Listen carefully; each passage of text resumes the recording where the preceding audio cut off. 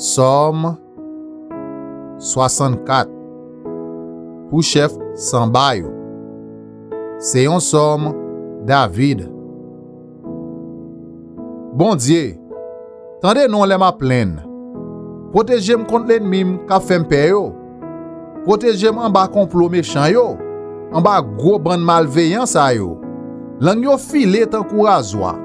Parole qui sorti nan bouche yo, c'est poison. Yo rete caché, y a visé moun qui innocent. Yo tire sou li sans li pa attendre. Yo pa pe fait rien. Yon ap encourager l'autre nan fait ça qui mal. Y a raconté jan yo mette pelin pour l'autre moun. Y a plaidé di qui moun ka poué nou. Y a fait mauvais plan. Y a veillé pour moun pa découvrir yo.